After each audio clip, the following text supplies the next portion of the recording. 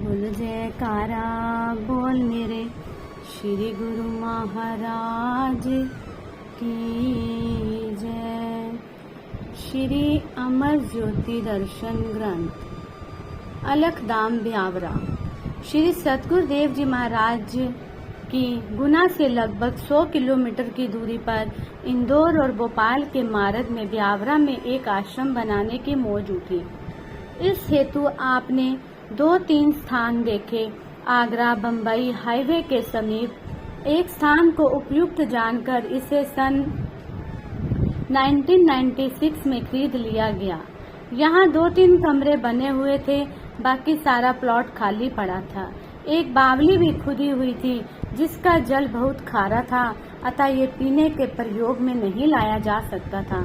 इसी प्लॉट के पिछली तरफ एक बोरवेल किया गया जिससे पीने के पानी की आपूर्ति होने लगी। महात्मा ज्ञान विचारानंद जी को इस आश्रम की सारी बाउंड्री बनाने का आदेश दिया।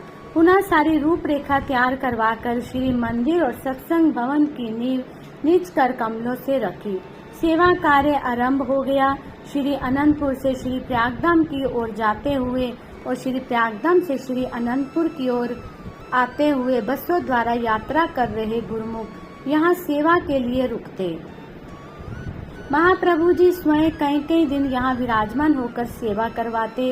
गुरुमुख जन सेवा का सौभाग्य पाकर लाभान्वित होते और देव दुर्लभ श्री दर्शनों की दिव्य दात को पाकर अपने भाग्यों की सराहना करते ना अगाते, क्योंकि गुरु दरबार की सेवा और पावन श्री दर्शनों की निधि किसी विरले भाग्यशाली को करोड़ों जन्मों के पुण्य कर्म उदित होने के पश्चात ही मिलती है।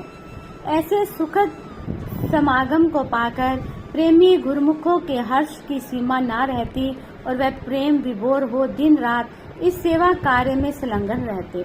महापुरुषों की कृपा और सेवकों के प्रयास से शीघ्र ही श्री मंदिर और सत्संग भवन का कार्य पूर्ण हो गया। आपने श्री प्रयागधाम से माघी के पर्व के पश्चात श्री अनंतपुर के लिए प्रस्थान किया। मार्ग में इंदौर से होते हुए इस स्थान पर कृपा फरमाई। श्री मौज से मुहूर्त की सब तैयारी हो चुकी थी। श्री मंदिर जी को रंग बिरंगी लड़ियों और गुब्बारों से सजाया गया। मुख्य द्वार पर केलों के पत्तों से तोरण द्वारा सजाए गए। श्री सतगुरुदेव जी महाराज यहाँ पधारे। कुछ गुरुमुख सेवक जन साथ थे। आपने श्री मंदिर में प्रवेश करने से पूर्व रिबन काटा, नारियल तोड़े। अंदर श्री सिंहासन पर श्री परमहंसों की दिव्य प्रतिमाएं विराजमान की। हार पीताम्बर पहनाए। श्री आरती पूजा का कार्यक्रम संपन्न हुआ। तत्पश्चात आपने अपने पावन वचनों में फरमाया, श्री अनंतपुर दरबार में जितनी कार्यवाही होती है सब गुरुमुखों के उद्धार और कल्याण के लिए होती है, इस जीवन के लक्ष्य को पूरा करने के लिए होती है। श्री परमहंस दाता दयाल जी ने सेवकों के लिए ये ऐसी रचना रचाई है, भक्ति परमार्थ का प्रवाह चलाया है। जो जिज्ञासु जन दरबार में आते हैं वह भक्ति और दर्शनों का भरपूर लाभ उठाते हैं। सही मायनों में वह जीवन का लक्ष्य पूरा कर लेते हैं। महापुरुषों का यही मिशन होता है कि गुरुमुख जिज्ञासु जन भक्ति परमार्थ का लाभ उठाते रहें। इस दरबार में जो भी कार्यवाही होती है उसके कण कण और जर्रे जर्रे में परमार्थ और भक्ति समाई है। गुरुमुख जन भी अनमोल जीवन से अपने एक एक श्वास में परमार्थ, भक्ति और सेवा का लाभ उठाते हैं। ये जो श्री मंदिर और सत्संग भवन तैयार हुआ है ये सब गुरुमुखों की सेवा का ही फल है।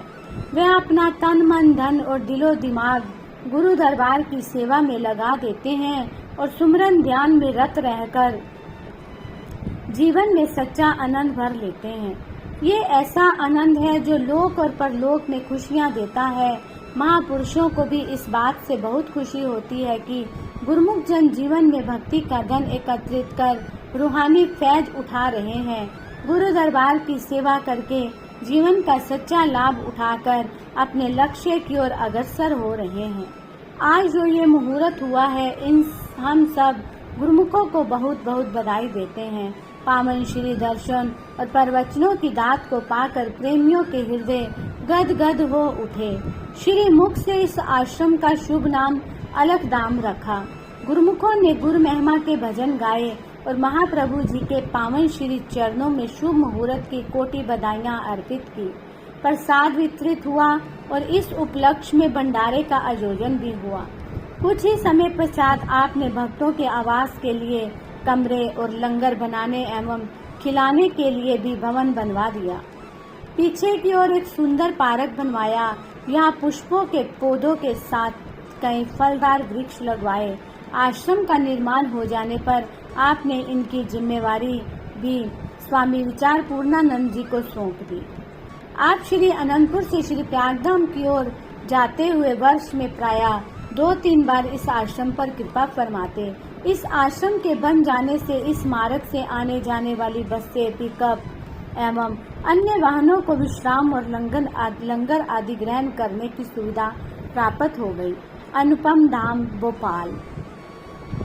श्री सद्गुरुदेव जी महाराज की ये श्री मोज थी कि उस स्थान पर आश्रम अवश्य होना चाहिए। यहाँ पर यात्रा के समय ठहरने की सुख सुविधा हो, साथ में उस क्षेत्र में रहने वाले गुरुमुख प्रेमियों को आध्यात्मिक लाभ भी प्राप्त हो सके। श्री अनंतपुर से बम्बई अथवा दिल्ली आदि के लिए हवाई जहाज द्वारा जाना हो तथा बम्बई दिल्ली से श्री अनंतपुर में आना हो तो उस समय गुरुमुख प्रेमी श्री दर्शन एवं सेवा सत्संग से लाभान्वित हो सके, कुछ समय के लिए विश्राम हेतु वहां पर ठहर सके। इसके लिए भोपाल का स्थान ही उपयुक्त जानकर वहां पर एक आश्रम बनवाने की श्री मौज उठी। उस समय भोपाल में केवल 4 परिवार ही गुरुमुख थे। श्री स्वामी विचार पूर्णानंद जी ने विनय की, प्रभु यहाँ तो केवल 4 परिवार ही गुरुमुख है, उनके लिए आश्रम बनवाने की क्या जरूरत है। वे महाप्रभु जी के आने जाने के समय अपने घर में ही पूरा प्रबंध कर सकते हैं। श्री वचन हुए वही गुरुमुख ही इस आश्रम का निर्माण कार्य करेंगे और सेवा करके अपने जन्म को सार्थ करेंगे। महापुरुष जिस स्थान पर जाते हैं वहाँ चारों ओर का वातावरण भक्ति की सुगंधि से स्वतः ही महक उठता है। संस्कारी अधिकारी रूहें अपने स्थान को पाकर आत्म कल्याण करती है और प्रफुल्लित होकर अपने मानव जन्म के ध्येय को प्राप्त करती है। यहाँ पर हवाई अड्डा होने से कई गुरुमुख प्रेमी इस आश्रम की सुविधा का लाभ उठा सकेंगे। भोपाल में अरेड़ा कॉलोनी में एक स्थान को उपयुक्त जान वह जगह आश्रम के लिए खरीद लेगी। इसमें एक छोटे हाल कमरे के साथ 3 अन्य कमरे बने हुए थे। महाप्रभु जी ने श्री मुख से इसका शुभ नाम अनुपम धाम फरमाया। हॉल कमरे में ही मंदिर बनवाकर वहां श्री आरती पूजा का कार्यक्रम आरंभ करवा दिया। श्री गुरु महाराज जी जब वहां कृपा फरमाते तो श्री दर्शन भी वही खुलते। यहाँ सत्पुरुष चरण धरते हैं। वह स्थान पवित्र एवं पूजनीय बन जाता है। इस स्थान की महिमा भी जैसे जैसे फैलने लगी तो संगतें यहाँ आकर श्री दर्शनों का लाभ प्राप्त करने लगी। सत्पुरुषों से सच्चे नाम की दीक्षा प्राप्त करके भक्ति की ओर अग्रसर होने लगी। संगतों की बढ़ती हुई संख्या को देखते हुए वह उन्हें परमार्थ लाभ आसानी से सुलभ हो सके, इस हेतु श्री सद्गुरुदेव जी महाराज ने यहाँ बड़े हाल का निर्माण करवाया। इसी हाल कमरे के एक और श्री परमहंस अद्वैत मंदिर की स्थापना की। इनके शुभ मुहूर्त हेतु आपने भोपाल कृपा फरमाई। एक दिन पहले श्री प्रयागधाम से कुछ गुरुमुखों को यहाँ भेजा और कुछ गुरुमुख श्री अनंतपुर से आज्ञा पाकर यहाँ आए। यहाँ का सारा प्रबंध प्रमुख गुरुमुख परिवारों की ओर से किया जाता था। 1 मास में एक बार यहाँ भंडारा होता। लंगर में भगत भक्तानियाँ इकट्ठे ही भोजन किया करते। महाप्रभु जी के आगमन पर भी वही प्रबंध चल रहा था। साथ आए गुरुमुखों को उनके कमरे में भोजन दिया गया। श्री गुरु महाराज जी के आगमन पर प्रबंधक बाई जी ने एवं गुरुमुखों ने उत्साह से सुस्वागत किया और प्रभु दर्शन के गीत गाए। महाप्रभु जी भी प्रसन्न मुद्रा में सबको आशीर्वाद देते हुए चौबारे में विराजमान हुए। दोपहर का समय था। खिड़की से नीचे बाहर की ओर झांका। उस समय लंगर की तैयारी हो रही थी। बाहर से आई हुई संगत भगत व भक्तानियाँ इकट्ठे ही पंक्ति में बैठते जा रहे थे। उसी समय ही श्री प्रभु जी ने नीचे एक कमरे में आकर विराजमान हुए और शरणागत गुरुमुखों को पास बुलाया। श्री सद्गुरुदेव जी महाराज ने फरमाया, आप सब कल से यहाँ आए हुए हो और देख रहे हो कि यहाँ का प्रबंध श्री अनंतपुर से बिल्कुल ही भिन्न है। हम आपको सचेत करते हैं कि यहाँ भी जाओ, अपने लिए स्वयं सेवा ढूंढो। सेवा ही वास्तविक पूंजी है। जितने दिन यहाँ रहना है, आश्रम की सफाई करो, लंगर में भोजन श्री अनंतपुर के नियमानुसार भगत भक्तानियों को अलग अलग पंक्तियों में बिठाकर करवाया जाए। पुनः भाई जी परिचारिका एवं प्रमुख परिवारों से प्रबंधकों को बुलाकर फरमाया, अब तो साथ आए गुरुमुख जन सेवा करेंगे, इसके पश्चात भी यहाँ पर यही नियम लागू रहेगा। सेवा ही संजीवनी है।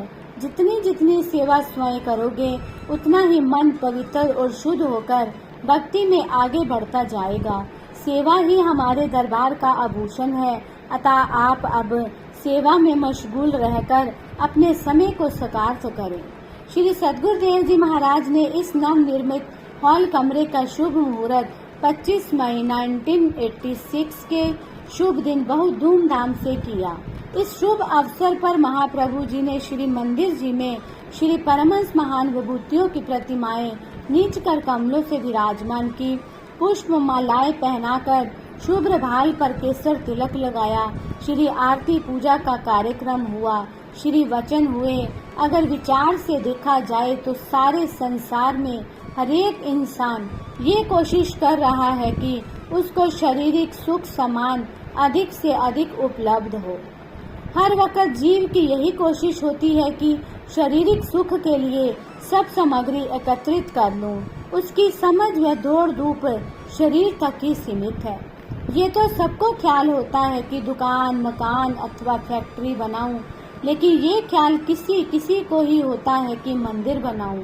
आज इस सत्संग भवन तथा श्री परमहंस अद्वैत मंदिर का निर्माण इसलिए हुआ है ताकि गुरुमुख जन अपनी आत्मा का कल्याण करके भविष्य को सुधार सकें। ये विरले आप जैसे गुरुमुखों को ही समझ होती है कि आत्मोन्नति के साधनों से ही खुशहाली है।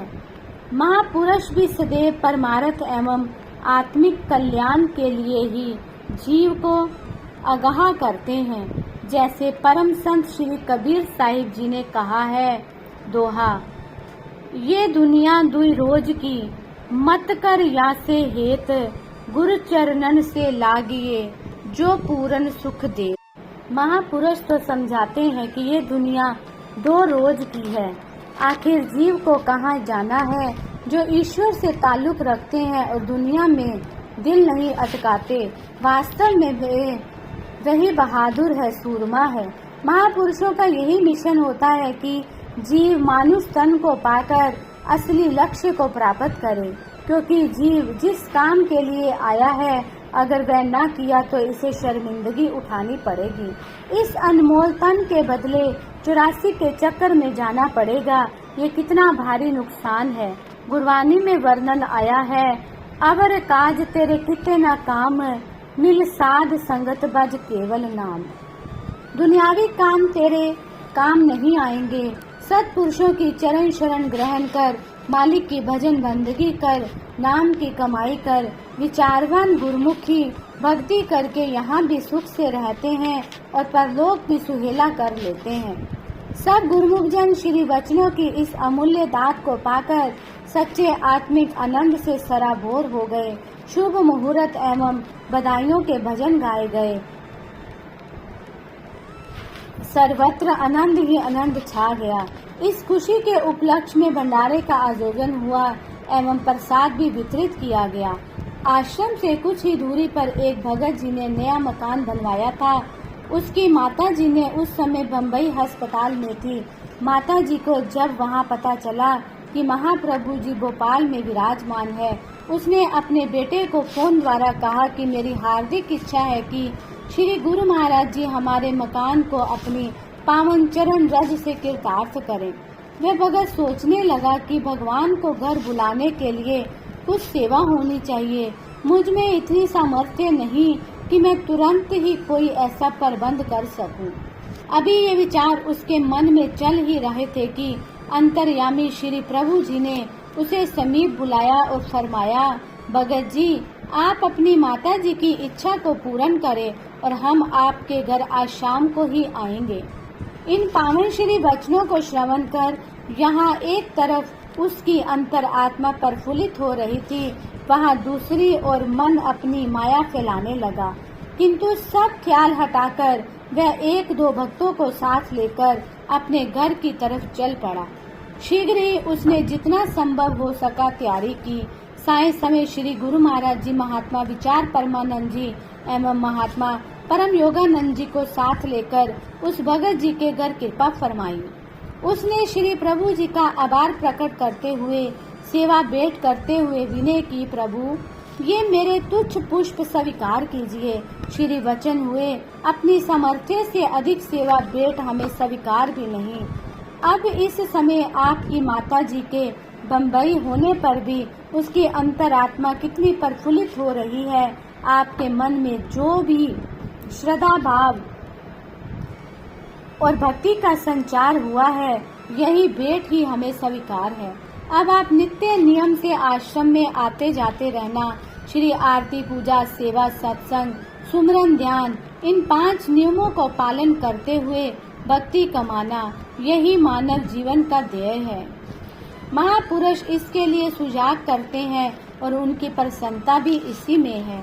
लंदन से एक गुरुमुख जो उस भगत जी के साथ वाले मकान में ठहरा हुआ था और श्री दरबार से जुड़ा हुआ था, उसे ये विदित नहीं था कि यहाँ भोपाल में आसपास कोई सत्संग आश्रम है।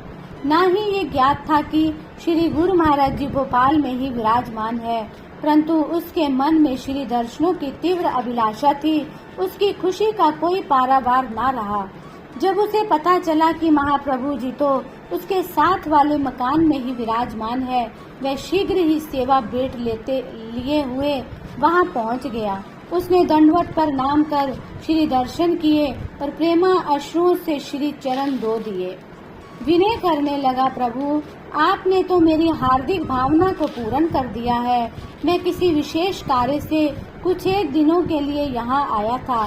सोच रहा था कि इतने कम समय में श्री अनंतपुर जाने का कार्यक्रम कैसे बनाऊं, लेकिन आत्मा श्री गुरु महाराज जी के श्री दर्शनों के लिए ललायित थी। आपको सम्मुख पाकर किस मुख से मैं इस क्षण और पल की महिमा का बयान करूं। इस समय मेरी दशा ऐसी है कि आत्मा मानो आनंद व सुख के समुद्र में गोते लगा रही है। आपके प्रेम में, श्री दर्शन में, नैनों की दिव्य ज्योति में, सुंदर छवि में समाहित होकर मैं अलौकिक सुख संपदा से माला माल हो गया हूँ। प्रभु अपने दासों को इसी प्रकार ही शीघ्र निहाल किया करें। श्री प्रभु जी मुस्कुरा दिए और एक ही झलक में उसे असीम सुखों का खजाना प्रदान किया। यही है महापुरुषों की भगत वत्सलता। भक्तों की श्रद्धा, भावना एवं विश्वास केवल अपने इष्ट देव पर होता है और वह कठिनाई के समय अंतर मन से जब स्मरण करते हैं तो श्री सद्गुरुदेव जी भी उसी समय अपनी भक्त वत्सलता का विरध निभाते हैं। बोलो जयकारा बोल मेरे श्री गुरु महाराज की जय।